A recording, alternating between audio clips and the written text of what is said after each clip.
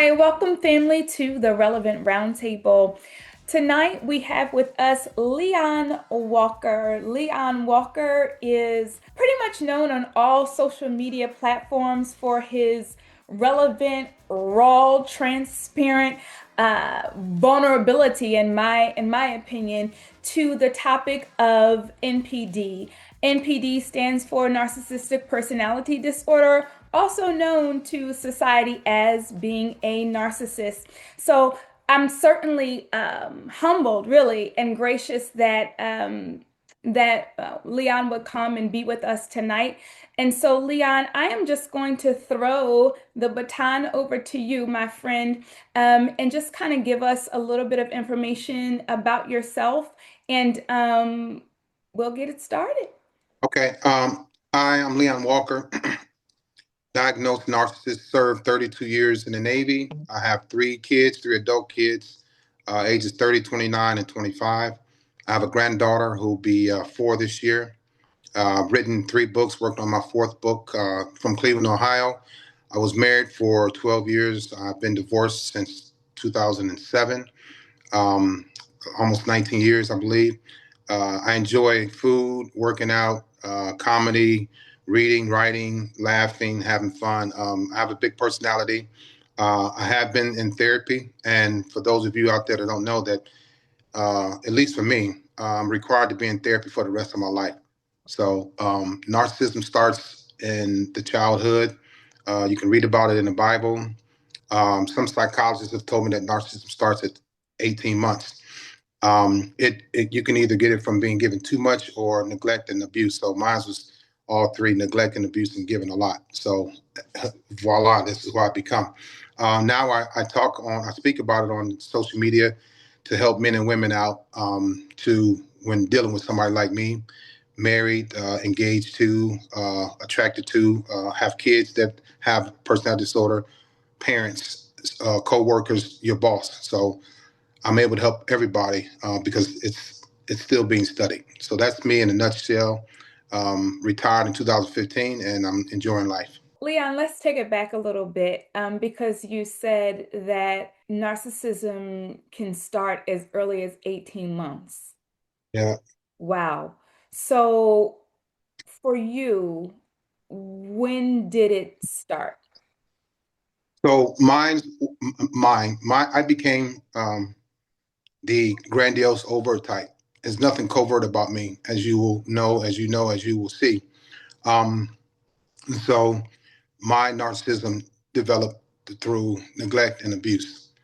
The thing about me, Tony, is that I had no idea that I was abused. Didn't even know what abuse was. So therefore, when I was abusing others, I kind of didn't understand it or see it as abuse. It was like retaliation. I'm getting you back. You hurt me. I hurt you. You called me name. I call your name, but I went overboard. And one of my traits as a narcissist is that I'm very overbearing. I can be very overbearing. I was very overbearing in all of my relationships. I was a very overbearing leader. I was a very overbearing boyfriend and husband. And so mine started with mainly neglect and abuse. My sexual abuse started when I was 5 with my female cousins, 3 of them. And I've been telling the story. And just recently, I thought of another third cousin that I remember now that was molesting me too. They were always touching me, kissing me, mouth kissing, everything. And then my babysitter took my virginity when I was 8. She babysat me, and I became like, we played house. So I was a father as a little 8-year-old boy, playing house, had a car, a job. I laugh now, but, it was very, very traumatic. And then I started watching porn at 7. A family member was showing me porn, well, inappropriate movies. And that just never stopped until even years after therapy. And then between ages about that I remember, 10 and 12, I had an uncle that used to touch me all the time. He used to put his hands in my pants and fondle me. So that's where my MPD disorder started. And then what happens is you start thinking that you're insecure, ugly, weak, stupid, dumb, slow. And so you feel those emotions and you believe them and you act out. And then I started getting bigger and taller, getting muscles, had wavy hair, and then girls started liking me. So I started liking, deeply liking girls, not just liking them, but liking to harm them, break their hearts, make them cry. And because, so it started to come to fruition of everything I had been through as a child. I started getting revenge. I started being very vindictive. So it was like a serious course for me from age 5 to now. And 5 to 47 when I started therapy.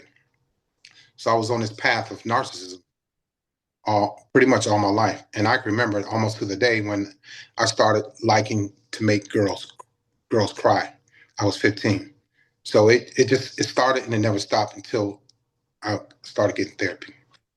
So you mentioned the word grandiose, right? And so when you talk about being grandiose, to me, that is real vivacious, really over the top. Yeah, Everything has to be grand and big. right. And so do you feel like that had some correlation on your ego? Oh, definitely. It goes hand in hand. I don't think you can have one without the other, you know? So yeah, it goes hand in hand and they're related. They both need each other. The grandiosity, the ego strokes, needing to do something, needing to be involved, needing to be engaged with something, needing to do the best, needing to be the best by any means necessary. So I didn't like losing. I had to always create something that made me look good because I knew, see, narcissists know inside who they really are. So it's like this insecure feeling I had. So if I do something and it's grandiose, right, I get attention and I win. And now I'm better than you, and I'm better than you, I'm better than you. And so I had to suppress that little boy in me. I used to cry a lot. I used to whine a lot. I got bullied. I was soft for a very long time, but I knew these things. And then I created this other person, and I was like, "Wow, this feels much better." I could have took the path of an empathic type of man. I didn't know anything about being an empath, but I knew that I was soft, and I knew that I could cry, but I knew that I liked animals, and I knew that I didn't want to harm girls or anybody. But then something changed in me, and I started wanting to harm people. I started boxing. I took karate. I started getting into sport. And I became really good. And so with those sports and boxing, karate, you become popular and you become in demand, and people come to get you first. So there was no way I was gonna go back to that little crying, soft little boy. That was over with. So I'm not making fun of people that are empaths and just love and like to cuddle and hold and take care of people. I wasn't about that life. I changed that because I was going down that path and I seen these grown men calling me soft and man up and you scared of girls. There was a time where I was scared of girls, and so I had to change. I changed all of that. I did, and it wasn't a good change. So, um, when you got older, um, and your desire to really see heartbreak, right? Mm-hmm. Um, how did you go about choosing the women that you felt would be easiest for the heartbreak? Well, so I was always, and I'm not bragging, but I was always getting chose. But I Yeah. just had to be careful with that because they didn't know who they were choosing. Mm. And so in them choosing me, I had to say, well, can I handle this mature woman? Can I handle this spiritual woman? And I had to actually sit back and make decisions on who they were because I knew that before long, they're going to find out who I really am. And so two things were going to happen. Number one, I had to leave her first and hurt her first and break her heart before she broke mine. Because when my cousins broke my heart, when my babysitter broke my heart, when my brother broke my heart, when my uncle broke my heart, my mother, I couldn't handle that. I know how it feels to have a broken heart. So once I got past those people, the people that's supposed to love me, that broke my heart, I'm like, I'm not, nobody's gonna ever break my heart ever again, right? And so now I got to be the heartbreaker. So I didn't care if she was spiritual, I didn't care if she had morals, I didn't care if she had a good upbringing. I didn't care. I couldn't care less about those things. If I'm getting chose, or if let's say I'm choosing to get chose, whichever, I knew that it's only gonna be a matter of time before she finds out who I really am. because after a while, I didn't want to hold hands anymore. I couldn't cuddle. I couldn't say I love you. None of that.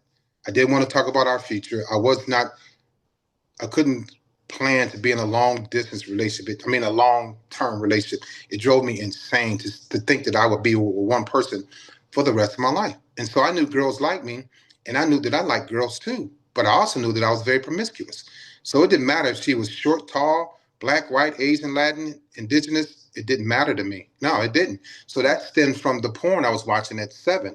Yeah. I started visualizing these ladies, and then when I would see a girl, I knew that I could do more to her sexually than she could do to me by watching the movies that I was watching at 7. So I was already equipped to break her heart and break her spirit. And I knew that. So I didn't think of it as a bad thing. I thought of it as being protection, protecting my heart. Because in my mind, everybody hurt me, now I'm going to hurt you. So the heartbreak was like, I knew I was going to hurt her heart before she knew it. And that's why women go, well, Leon, who are you now? I don't even recognize you. I'm like, I know. And what am I supposed to do? Sit there and say, okay, I know you don't recognize me, but this was going to happen. But then I would just be this person. And it's like, and don't take this the wrong way. It's like a serial person, a serial dater, serial cheater, or a serial unaliver, right? They know what's going to happen before it happens. And so I'm not going to tell you that I'm going to, take you out. I'm not going to tell you that I'm going to hurt you, but it's going to happen. But I want you to like me first, and I want you to fall in love with me before I hurt you. And so this is where you get the discard, and then the love bombing, and the discard, and the breadcrumbing, and bringing back. I was all about that. So I was always surrounded by many women. So the heartbreak, I didn't care about heartbreak at all. I didn't care about a woman's emotions. I didn't care about making her cry because I knew I would come back and get her back. Or if she was so hurt that she didn't want anything to do with me right now, I'm going to go find somebody else. And I always did. And you would find that somebody else immediately. There were no There were no spaces. delays. Yeah. Mm-mm. Yeah. There was never a delay in my life at all. So let me ask you this, because I find it quite interesting. Uh, it sounds like when you are really walking in narcissism, there's a mask, and the mask is extremely deceitful. Yeah. Yes. Um, yeah. And so it sounds like a person with MPD tries to discard or escape before, as the title of our session tonight, before the mask falls. Exactly.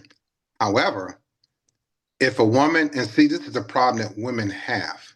When you all are physically attracted to a man, you go deep with that. I mean, I'm Yeah. telling you, I know, and some women will disagree with me, but it doesn't even matter if you are spiritual and in church. Yeah. You're going to try to find a man in church to help me. You're going to ask the pastor, you're going to ask the first lady, help Leon. Well, I know he don't want to come to church. He doesn't read the Bible. And this is me for real. Right. But I love him. And she knew, whoever she was at the time, they knew that I wasn't good for him. But when they were physically attracted to me, that's all I cared about. I didn't care about being equally yoked. I didn't care about Bible study. I didn't care about getting the word on a Sunday. I didn't even want to hear it. And I've dated a few women that were into church, and I would be like, look, I'll be here when you come back. I'm going to smoke me a black and mild. I didn't even care.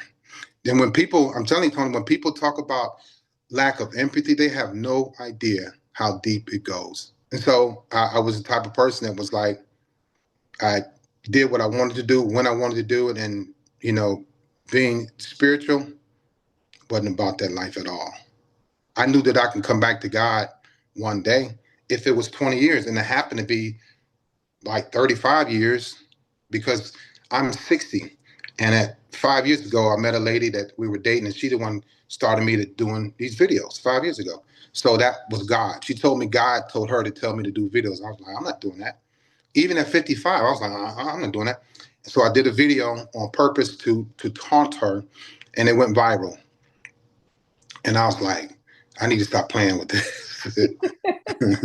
I was still playing with women's life, you know? What do you say as a person that has walked the real life as a narcissist, has been diagnosed, is in therapy, consistently working on yourself? What is it that causes the narcissist to be a habitual liar? It's fun. Mm, I know for a fact. Because you know why it's fun? Because I lie to you and you'll know I'm lying and you won't believe me, but you won't leave me either. mm, So I did it over and over and over again. And then I lied to you and we go eat dinner, we'll have fun. I do something to cleanse my little bad deeds, whatever, right? And we act like it's over with. It didn't happen. I was with a woman that did that all the time.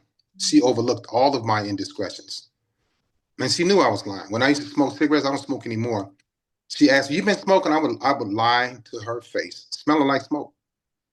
Yeah, it was so fun to look at her face in disgust, knowing that I'm lying, but to know that she wasn't going to do anything about it.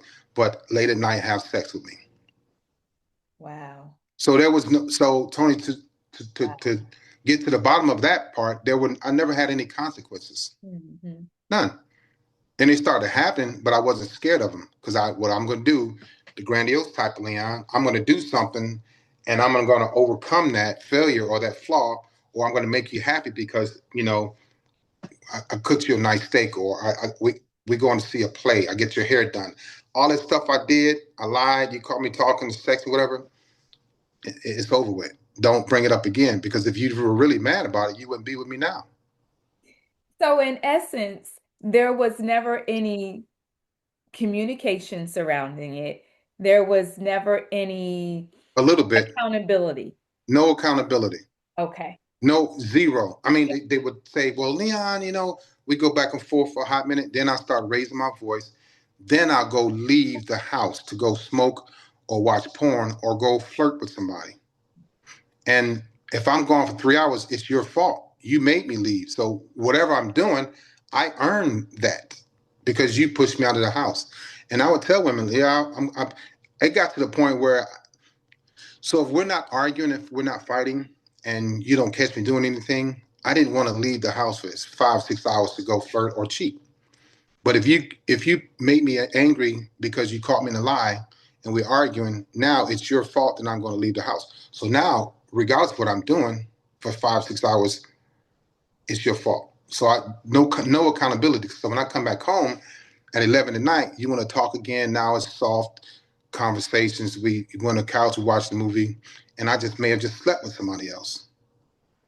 You didn't know it, but you won't argue with me again or make me mad because you know I'm going to leave. And if I leave, it's your fault. So there was no accountability. Let me ask you this. That's kind of deep, Leon. So, what is your heart like? Let's take it this way.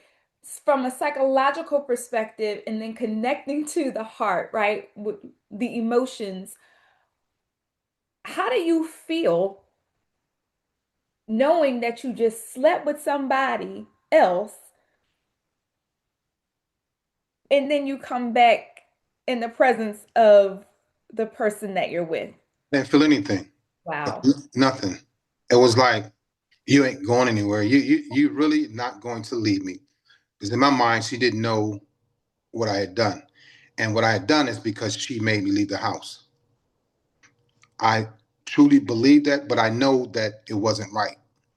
But I truly believe that so that I wouldn't have a guilty conscience Mm. and So, telling myself, so in all, really, it goes back to you and that protection, right? So, in the right, selfishness. So, learn with the right as a child. Yeah. So I go into my childlike ways, yes. right. And I could easily blame it on my childhood. And this is why I tell women to be careful when a man tells you about his childhood. That same child is going to break your heart and you're not going to do anything about it. Why? Because I told you where I come from and you triggered me. And so I went to smoke or I went to drink or I went to be around some other women to make me feel better. And women to know, yeah, you all will say, you know what, well, I shouldn't have said that. or I should have been nicer to Leon. Here I am gone for 6 hours, and you're on the phone with your girlfriend or your mother crying, and you mad at me because I hurt you, but I made you think you hurt me for something that I did wrong to you. So let me ask you, in your mind, because that's manipulation, what type of woman is that would believe that? All of them. You think so, Leon? I've been with Tony. I've been with stern women. I've been with sharp women. I've been with spiritual women. I've been with broken women. I've been with women just like me. They all, nobody has ever left me. It Right. happened a couple of times after so many uh, escapades with my narcissism, but nobody, the first time they caught me doing it, never. Yeah. And this is why I mentioned earlier, when you are attracted to a man, you will do you will do anything, you will accept anything. And this is not to be disrespectful to women, but Right. this is what I've experienced. I experienced it. Now I'm not even dating now, but I talk to women about men that are like me, and they still want to hold on to them. They're not going to leave. Very seldom does a woman leave the first time she catches a man cheating, and that's her first biggest mistake. Because if you catch him cheating once, he's not going to stop cheating if you stay with him. But no, all those women, there was never a woman that would say, "Look, I'm done. I've had enough." Until I got older, like, Right. and even my ex-wife never left me, and she knew that I was cheating. How did that make you feel though? Like what? Empowered. Right, exactly. And so from a respect perspective, did the respect for her diminish from you, or did it stay the same? Because really in your mind, and you could correct me if I'm wrong, but it sounds like in the mind of a person with NPD, it's all a system. Well, it's a system, so therefore, what's not a part of that system is respect. Hmm. I didn't think about respect, morals, values, or principles. Only time I thought about that is when I was at work, when it can affect my pay or my reputation. Yeah. But at home, that's why I tell these women, they always tell me, well, I'm going to do this. I had a phone call last night. And for some odd reason, Tony, I remember most of the conversations that I have with, and it's been thousands of women that I talked to. She called me and I'm like, I remember you told me a month ago you wasn't going to shave his beard anymore. And she started laughing because she shaved his beard. As soon as she called me, she said, Leon, I messed up. I'm like, what? You probably shaved his beard again. Yep. And I know because y'all don't want to stop doing what you want to do for that man, because when you like a man, you will do, you're going to lay down the law, you're going to get upset, you're going to cry, you can go to church, you can tell your mother, whatever, you're going to hang out with your girls, but you ain't going far. And I knew that. Mm. So these women that call me now, I know the type of men that they latch on to, hold on to. They have hope. They wish and they pray. And y'all don't want to leave because of potential what we could have been. But I never thought about I, respect. Only time I thought about respect was at work, when I get respect and who I needed to respect to get great evaluations and get awarded and rewarded. At home, respect, morals, values, principles did never cross my mind.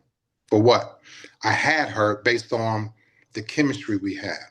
I had her based on the things I did to her that her ex-boyfriend or husband didn't do for or to her. So I know if I can emotionally disturb a woman, and if I can mentally stimulate a woman, she ain't going nowhere. If she does, Tony, if she does go somewhere, it's gonna be 2 years, 3 years down the line. It won't be right away. So let me ask you this. You talked about your reputation, right? Hmm. At work. So, would you agree that someone, because society places this label as narcissist for so many attributes that I'm finding is really not narcissistic, right? Um, but would you say that someone that has been diagnosed with NPD is very concerned about their reputation, about their image? Always, every day. Yeah. Yeah, the ones that are not. as much like myself is because I'm getting older and I have a different vision now, right? Reputation, whatever it is, what it, I'm tired now, you know, and I still have a lot of energy. But when am I from age 15 to maybe just a couple years ago, my energy level is still through the roof. Mm-hmm. So yeah, they still worry about reputation. Even now, well, now it's more so I fear consequences. I don't care about the reputation. I just don't want to get in trouble and hurt anybody anymore. You know, Mm-hmm. I don't want to have to face God. You know what I'm saying? Yeah. In whatever way, here on earth or in heaven. I don't want to face him in a bad way. I want to become who I was supposed to become, based on his vision for me. So, but they do worry about their reputation. And this is why I tell ladies, listen, with the exception of malignant narcissists, those are the violent ones. They're gonna go to jail. They're gonna beat you up, cut you. They're gonna do all of that. But the other ones, like myself and covert, and you got communal, antagonistical, whatever. Most of them don't want to be looked at as not the person that they project. Right. Anything less than that is a narcissistic injury. And then if you know who you're dealing with and you not attack them in a negative way, but if you attack them, if you attack them based on what they are not, they don't like that. So reputation and how people perceive them, how people see them is extremely important. Mm-hmm. So I want to put a pin just in because I hear you, you know, you don't want to hurt anybody and you don't want to be in trouble with God in heaven, or I get that. So I want to put a pin there and just kind of go a little bit. I want to know what happened because it's your past, right? To you when you were with a narcissistic woman. Like, how does that work? All we do is cancel each other out. I've Mm. dated, from what I know, I think one was diagnosed. She never said anything, but four other ones that were not diagnosed, but they were just like me. The only difference was we're gonna battle, but I'm gonna always win. I'm gonna ignore you, you're gonna ignore me. I'm gonna lie to you, you're gonna lie to me. I'm gonna see other people, you're gonna see other people. I'm gonna not want to be in the mood to be around you. You're gonna be in the, you're gonna not want to be around me at times too. So all of these women were the same, um, just like me. So I knew how to deal with them. But I know what my disorder is. They were like never talked about it, never brought it up. But I knew in their actions and reactions that they were just like me. So they were very jealous. They were very possessive. They were very territorial. They were very, very sexual. They like to dress nice. They love attention from other people, and I hated that. So I would get attention from other women while we were out together, while I see her getting attention from other men. But I knew that I could hurt her more than she could hurt me by flirting with somebody. So I would always win. I always had to win. The common denominator, not even that. What they all had in common, though, they all had issues with their mother. Mm. Every last one of them. Mom was gone, didn't know their mom, didn't like their mom. Mom didn't like them. They didn't get along with their mother. All of them. And I understood that, but I wasn't used to dating women that didn't have a relationship with their mother. So I knew then either she's going to be very, very domesticated or she's not. And there was no in between. If she was very domesticated and she didn't have a relationship with the mother, she's going to put her claws into me and hang on for dear life because she was probably like her mother, maybe ran her father off. She was maybe despised her mother because her dad wasn't around. So I became her father in a sense. And allow her to be, not, well, I did thinking that way, allow her to be upset with her mother. But I didn't like women that disrespected their mother because I missed my mother. So now I would get upset with her when she wasn't respectful towards her mother and if she didn't have her motherly ways. if she wasn't cooking, if she wasn't catering to me, if she wasn't nurturing, it was going to be bad. So I looked at her as if she was. I cannot stand women that think they have to be manly, Mm. and all of those had a manly trait, and it was such a turn off. But all the other traits they had was such a turn on. But when they started getting manly, now I don't hit women. I'm not a violent dude. I have violent thoughts, but I don't lash out like that. Mm-hmm. But I would I would figure out what made them vulnerable, and I would use that against them. Mm.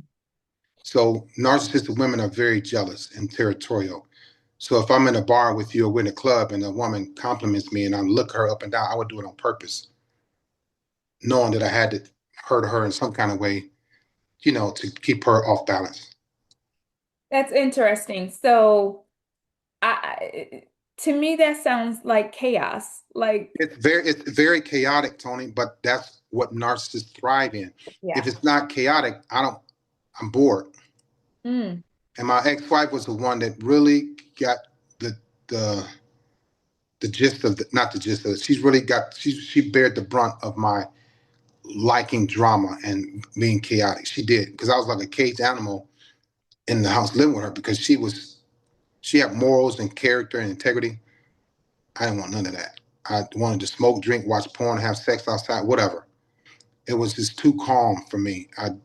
I spent 32 years in the Navy. I went in at 17, so I went in as a monster, and I stayed a monster for 32 years. So meeting somebody that's calm and collected and serene,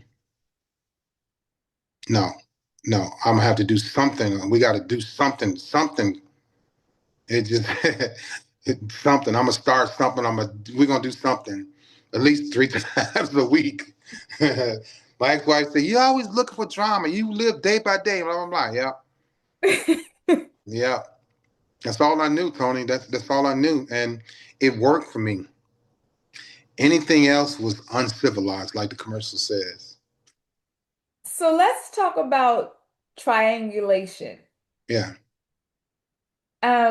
Because a little, bit into our discussion, you mentioned that you kind of dealt with all kind, right? You were an equal employer opportunity, Mm-hmm. Right.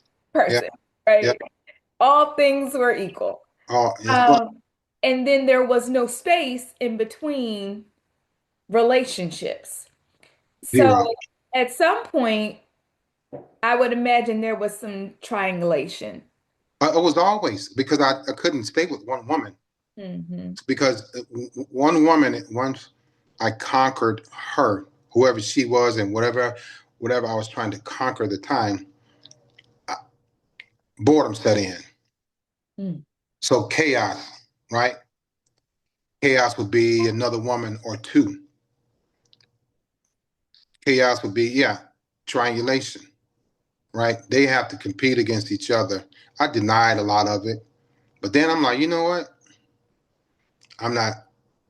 I'm a bad person to be with. I know that, so I'm not gonna hide it anymore. I didn't come out and say, hey, I'm a narcissist. I'm like, you know what?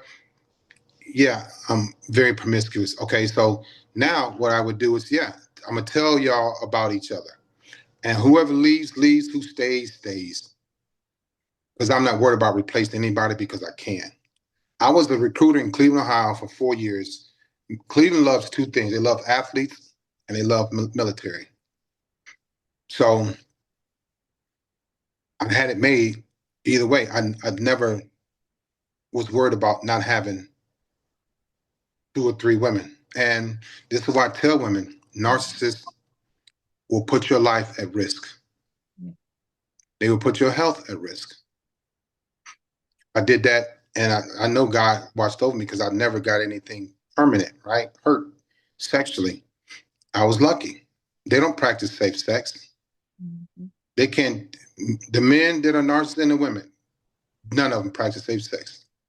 I know, because I'm one. I know because I've been with narcissistic women. It's like, yeah, whatever. We didn't even talk about condoms. Like, straight to it. So triangulation. Okay, when you're attracted to a man, when women are attracted to a man, it goes to his head, his ego. So I knew there were other women that were going to be attracted to me too. Even more so when they see that I have a girlfriend. So what am I going to do about that? I know I'm going to cheat. So I would always find the women that it was two things going on in my head. Find somebody just like me that don't want to be loved, just want to have fun. So I have 4 or 5 of y'all because we all like the same thing. We're not trying to be committed. So don't get mad when you see me with somebody else. And I would tell them that I'm dating other women, but I was like it was like committing but not committing, right? Mm-hmm. And so it's either I had 3 or 4 women like me and one that I didn't want anybody else to have because she was like, we talk about supply. Right. She was like the number one. And I'm like, I don't want anybody to have her. So what am I going to do? But some of my male friends used to tell on me to other girls. Mm-hmm. Yeah, they used to hate on me. Yeah. And I would turn around on them like, yeah, I'm a recruiter. It's not many military men black here in Cleveland and blah, blah, blah, blah, blah. I know, Leon, they just jealous. I'm like, yeah, but they were right. Mm-hmm. She didn't know it. So I would talk to her, be in her ear, and then while we going out to dinner or going roller skating or going to feed the ducks or getting her a Tiffany bracelet, I had to clean it up. So um, triangulation that's a permanent part of anybody with NPD. Would you say or agree would accept your breadcrumbs? Because Yeah. if you can clean it up by a walk in the park with the ducks or a Tiffany bracelet, that's breadcrumbs. Like I mentioned earlier, you asked me who left me or which one were what you asked a good question, but none of right. Nobody ever left. So the breadcrumb, that's right, breadcrumbing. I'm gonna. One lady called me a jack in the box. She said, "You're always popping up, Leon." And so if I'm listen, check this out. If I'm gonna pop up and I know I did something wrong, I know we argue, whatever. Trust me when I tell you, if I'm gonna pop up, it's gonna be a powerful pop up. I'm coming to your job with your favorite chicken noodle soup from Panera Bread and a card with $100 in it. I'm coming to your job. Well, Leon, it's not lunchtime yet. That's okay. I'm coming. Look, I'll be up there. Boom. I'm on my way. Here go your soup, your card. And I wouldn't even say no, I wouldn't apologize. I just drop it off. And then I know I give it a little while. She gonna call or text. But what I would do, drop off the chicken noodle soup with that and that bread and the Panera bread and a nice cold guave whatever drink and a card, right, with some money in it. And I wouldn't contact her for like 2 days because I knew when I dropped something off at her job, I'm coming in there smelling good. Just left the barber shop, got my uniform. Other women looking, girl. I knew what I was doing. Very, very, very manipulative. Mm-hmm. So it's okay for me to not to talk to her for 2 days because I hurt her feelings. So when she do say, "Well, you brought me lunch, you brought me money, and I ain't seen you for 2 days," I know, baby. I'm just trying to let you calm down, cool down, because I don't want to. I wanted to be around you, but I don't want to drop something off and be all over you again. I'm going to give you a break. And they would go for it every time. Next 2 days, guess what? They all on me. I'm all on her. She's turned on. I'm turned on, and we start the cycle all over again. Because with me, I'm not saying nobody ever cheated on me. I didn't know. I didn't care. But I was doing so many different things with these women that most guys weren't doing. They weren't. I'm come over. I'm gonna give you a massage for an hour and I'm out. Right? Or I'm gonna drop. I'm gonna get you some ribs. I'll be back. I'll give you some ribs and leave you a couple of dollars. I'm out. I come over and trim your toenails. Scratch your scalp. Put you to bed. Whatever. Bring you a movie. That's when we buy movies and you could drop them off. Anything. Dating yourself. You're dating yourself. Block. Yeah, yeah. And so I knew that I was always, that's a trait of mine, overbearing, above and beyond. Even in cheating, I was above and beyond. And so I knew that I was doing most things that most men weren't doing. Even though it wasn't, it wasn't meaningful. It wasn't to be my girlfriend. It was just to manipulate and breadcrumb. It was an illusion. That's all. Yeah, Yeah. big time. Yeah. and then they would succumb to the illusion. every single time. Yeah. Tony, I was never rejected, Mhm. ever, Wow. ever. So I'm like, I'm not used to this. If I did get rejected, I either suppressed it, don't remember it, but I don't remember a woman straight out saying no, no, you know. But I also knew the ones that probably heard about me, knew about me, or had enough and didn't want to be around me. So I knew that too. So we're gonna take a pin out of the God, not wanting to be, you know, not wanting God to be unhappy with you for heartbreak. So tell us, what was the turning point, from being very much engulfed and aligned with, you know, your diagnosis, and um, the demonic, right, connotation that comes with that diagnosis. What was the turning point to yield to God? So what happened was, this is why civilians don't go to therapy. Nobody holds them accountable. In the military, when you go to therapy, you have to go to therapy. So it all started when, it started years ago. I used to see signs of God all around me, Mhm. all the time. And I just ignored, avoided, and like, whatever, I get with Jesus later. Used to say that. I did.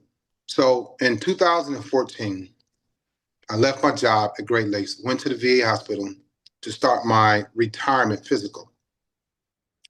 When you start a retirement physical, you go see the ear, nose, and throat, chiropractor, neurologist, the dentist. They check, you get a full body physical. And the last person I was supposed to see was a psychiatrist. And so what happened was, every time you go get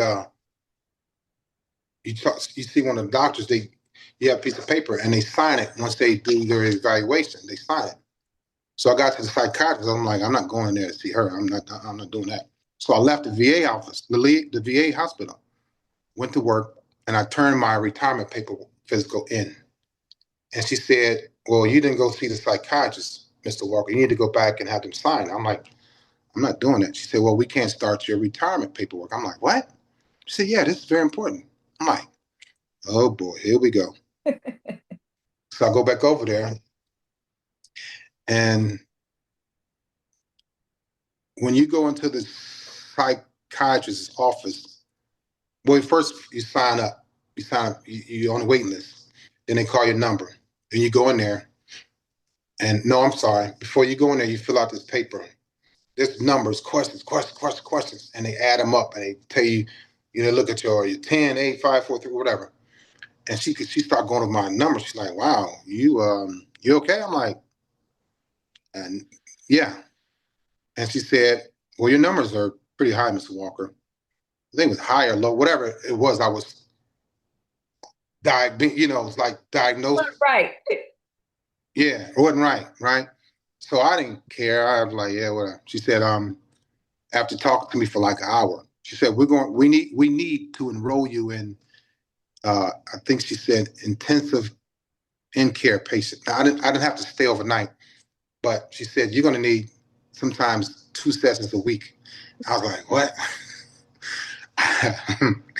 So this is where people don't think that there's anything wrong, because nobody tell me there was something wrong with me, right? I'm just going through life, going through these women, having fun, traveling, spending money, cheating, lying, gaslighting, manipulating. That's what I do. So she said, yeah, we need to enroll you in intensive in care patient. She said, take this brochure home and read it. I came home, Tony, I looked at that, I was like, dang, there's something wrong with me. All the stuff I'm reading, I'm like, oh boy. So I went back. And then I went into another psychiatrist's office for 18 minutes and I walked out. And what happened was, I walked out and went back to work, and she called my job. Well, they sent an email. So what happens is, when the Navy sets you up for therapy, they also pay the therapist. So it's money, it's the government. And if you don't show up, it's called a no-show. for anybody, E1 through E9. If you have a no-show, that's bad on you. So I used to notify my junior sailors, hey man, you got to go to your appointment, blah, blah, blah. But it never happened to me until she sent the email to my job. My captain was like, hey, they emailed you, the psychiatrist said you left after 18 minutes. And he's like, Master Chief, you can't do that. I'm like, ah. So I went back. And when I started going back and started listening to her, and she started taking me back to my childhood, which I never talked about. Started talking to me about my mother, my father, my parents' divorce, being molested, watching porn, losing my virginity, being bullied. I started talking about it for a whole year. And sometimes I used to go back twice a week. And those sessions were an hour, sometimes 90 minutes. And I was like, man, I've never talked about any of this. So that's what happened. That's when my change started.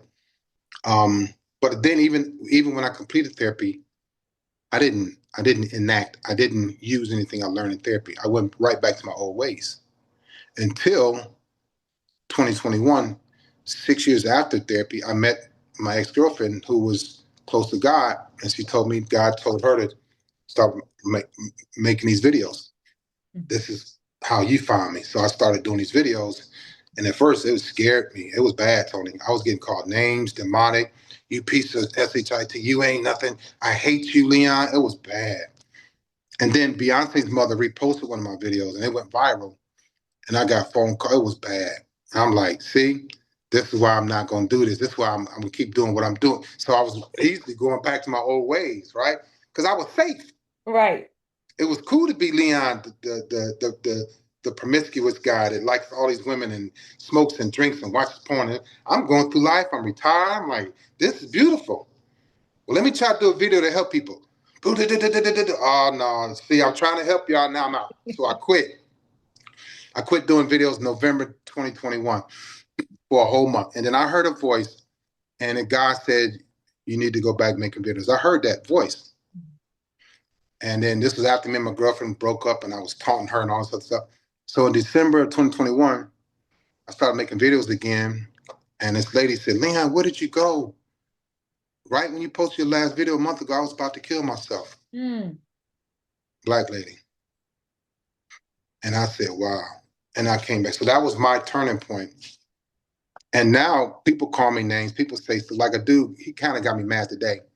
But I'm like, you know what? I'm not going to. So it's not as bad as it used to be, but it was real bad. But now I understand people are responding to me because I may have triggered them. I may remind them of their ex-husband, ex-boyfriend, their dad, that beat them, whatever. Now I know I have an assignment. So it's easier for me. And I'll tell you, Tony, I have like a list of videos that I need to make. It's probably 100 different topics that I haven't done. And I've been making this list for 5 years. But I keep getting stuff downloaded to my mind, and I'll do a video and I got to go back. I'm like, man, I was supposed to do this 3 years ago. But it's so much stuff with narcissism that women don't know. So that's why I post every day, sometimes twice a day. So that was my turning point when I went back to the VA hospital and stayed in therapy. So you mentioned earlier that you don't date now. Now, is that intentional? Because you know where you've come from and you don't want to revert, or it's just because you haven't, been in the right situation? Well, it's a few things. I'm ready to date. Mhm. I know I will tell you this, and I know for a fact, and people don't believe me, but I know that I will never cheat again. Awesome. And I know for a fact. And I've never said that before. I feel it. I know it, but I've never said, "Oh, I ain't gonna cheat on." No, oh no. But now, because now I think about consequences. I think about being caught. Before there was no consequence. I didn't care about getting caught. I'm gonna lie my way out of it, or I'm gonna say, "Yeah, I did it. What are you gonna do?" Right? But now I don't want that pain. I don't want that fear. I don't want anybody coming after me, after her, whoever she is. But I do want to date. Women tell me, Leon, you scared the hell out of me. Leon, I don't trust you. Leon, you scared me. I hear that. I haven't heard it in a while, but yeah. So I wait. If it happens, it happens. But I know that um, I'll be good for a woman. I'm not even worried about that. Mhm. My worries were, and the reason why I worried about getting hurt because I knew that I was going to hurt her, and I also knew that I couldn't take that hurt coming back. Mhm. Narcissists cannot handle any type of hurt, emotional when it's in a relationship or marriage. And I know these men talking all this junk. I'm getting divorced when I can't wait. You know you don't, dog. You don't mean that, bro. I know you don't mean that. Because as soon as that woman, you get a divorce and you can't go in that house anymore, you got to get visitation rights. She got access to other men got access to her. That's what they really don't want to deal with. Oh no. So I can date. I'm ready to date. I like being alone now, but I do like companionship too. But I find myself being picky, but I gotta stop doing that because women can be picky about me. I want to be fair. But I will tell you this: any woman that has the traits of the other women that I dated, I'm not gonna be bothered with her. I'm gonna tell her straight up, you are just like me, so you need to leave. Mhm. I'm not wasting it. So I had two 6-year relationships and I had a 12-year marriage. Walked away from all of them. Like, I don't want to be married anymore. I don't like you anymore. That's what I said to him and gone with no explanation at all. If I know that she's got these traits and we talk about it, like it's a lady now that I know, she got it bad. And I've been thinking about telling her that I don't, we're not even dating. Okay. I was No, going to say, okay. right. But it could have gone there, but I put myself away from it a while ago. Yeah. And so my other female friends like, Leon, you got to stop doing girlfriend stuff with these women. If you're not gonna. I'm like, I'm not. We're not even having sex. Well, y'all going out and eating. I get tired of going out by myself. Sometimes I'm like, hey, yo, you want to go get a steak or let's do some crab legs. I think that's kind of cool, but I'm not being. I'm trying my best not to be misleading. I know I probably can be, but anyway, if there's a woman that's like me, too much like me, I'm gonna give her a chance after chance after chance. And if she's not what they told me to do, enrolled in therapy and start working myself, she can't do that. I can't be with her. Mhm. I can't because I know she's gonna bring out the worst in me, and I'm gonna hurt her, not physically, but I'm gonna ghost her. I can very good at ghosting, very good at discarding, very good at breadcrumbing, very good at all those narcissistic things. Very good at it. I don't want to use that though, Tony. I don't.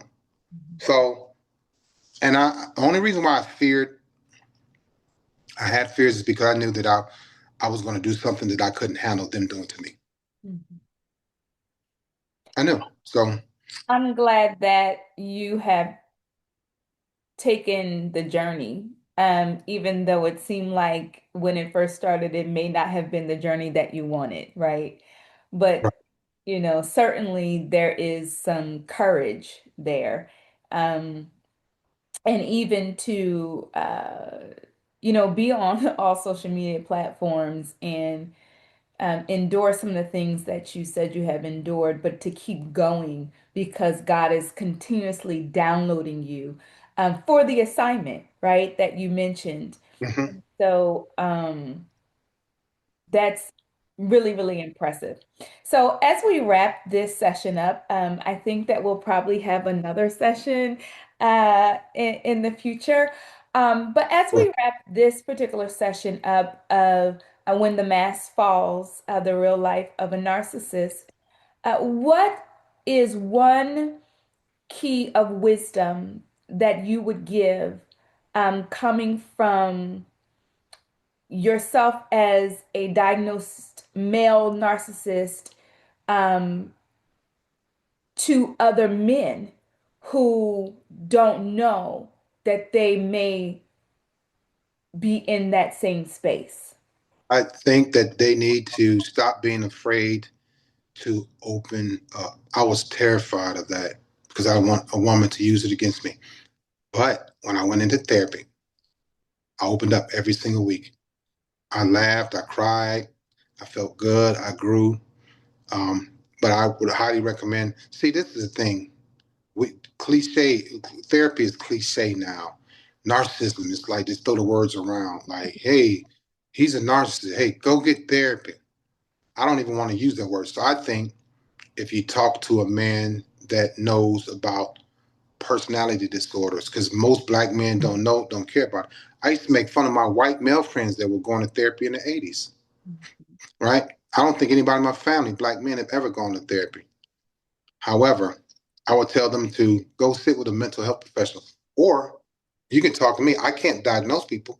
But when I talk to men, very few of them call me. It's always women. I tell them all about me. I make them comfortable. You know, what other man gonna say? Yeah, man, my uncle used to touch my testicles when I was 10.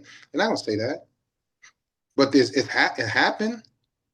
So they need to know that it's okay and it's safe to express yourself.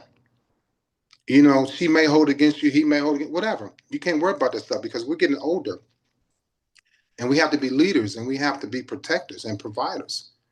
And if you still have these issues within you and you haven't dealt with it, you're gonna repeat every single thing and over. I know because I've done it. I didn't go into therapy until I was 47. So I lived that life for 32 years of using, abusing, manipulating, gaslighting, lying, cheating. And I did it without a care in the world, Tony. I didn't care. Did not care. So that's a powerful thing when you don't care. It's a powerful thing in a negative way. But for me, it was protection. So I tell men, you know, seek some. This is what I like to talk about. Do your research on your family's history. Mm-hmm. Because my grandfather was a mean, short, evil, nasty man.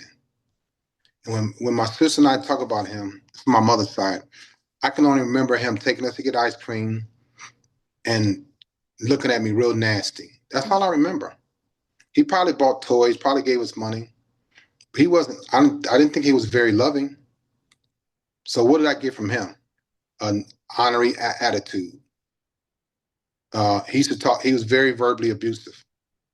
I got that too. My father could be verbally abusive. My father was very overbearing. I got that too. My mother, cold, calculating, discarder. I got that too. So a lot of men and women are going through life thinking they're okay, and they're not. And everything that you saw as a child that was done to you, or you experienced, or you were aware of, it's in you. Mm. And you're not going to figure it out until you go sit with a mental health professional.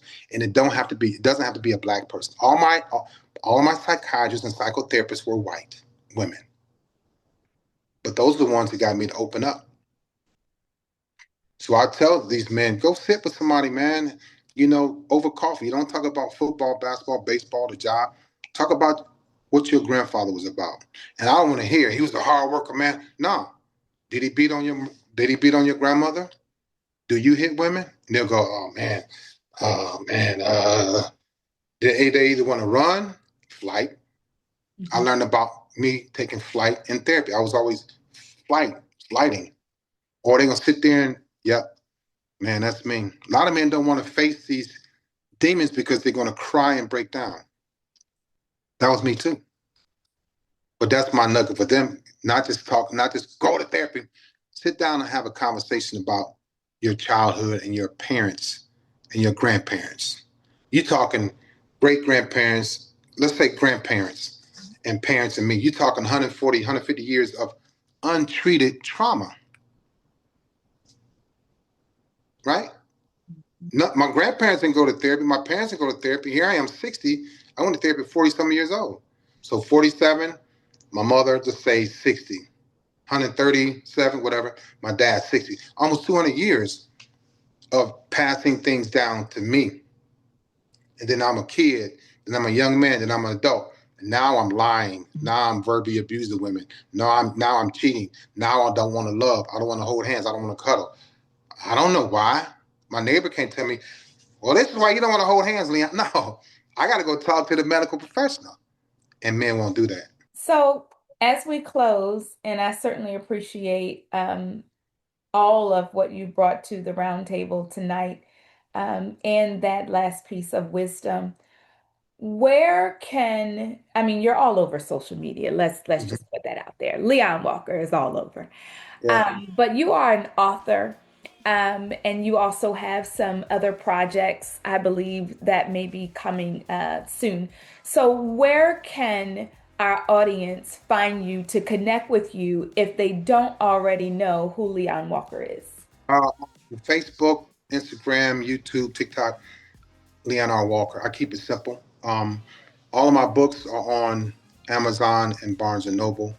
Write my fourth book, which is the volume two of my first book. My first book was a memoir. This second book is volume two. It's the second part of my first memoir. So my first 4 years in the Navy. So they can find my books on Amazon and Barnes and Noble, but on social media, Leon R. Walker Jr. Easy to find, and they can Google me too. My retirement ceremony is in Google. My books are in Google. All of that.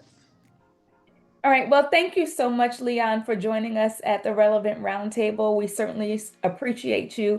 And as I mentioned earlier, I think we'll probably have another session or two Mm-hmm. somewhere in the near future. But I want to just thank our audience tonight for joining us and tuning in. We will be at the Relevant Roundtable every third Thursday night. At 8 p.m. Eastern Standard Time, 7 p.m. Central Standard Time. Again, that is the Relevant Roundtable. You can reach us at www.therelevantroundtable.com, or you could visit us on YouTube at the Relevant Roundtable Podcast.